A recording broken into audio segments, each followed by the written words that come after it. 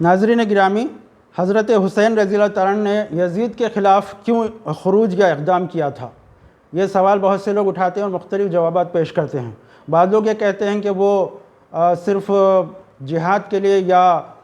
مخالفت کے لیے نہیں گئے تھے، تو سوال یہ پیدا ہوتا ہے کہ کیا وہ محض تفریح تباہ کے لیے گئے تھے؟ بعض لوگ یہ کہتے ہیں کہ اگر وہ جہاد کے لیے جاتے تو اپنے خاندان والوں کو لے کر نہیں جاتے، لیکن اس کا جواب یہ ہے کہ جتنا ان کے امکان میں تھا انہوں نے اس کی مخالفت کیوں، کیونکہ اس وقت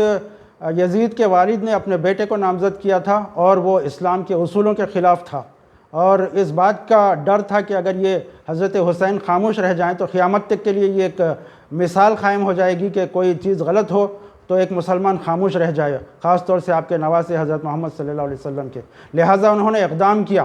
اور اپنی جان دے کر بھی اس بات کے لیے گواہی دی کہ غلط کے خلاف آواز اٹھانی چاہیے، چاہے اس راستے میں اپنی جان ہی کیوں نہ چلا جائے۔ مکمل ویڈیو کے لیے یوٹیوب چینل ڈاکٹر سمیع الزماں کو کلک کیجیے اور پورا ویڈیو دیکھیے۔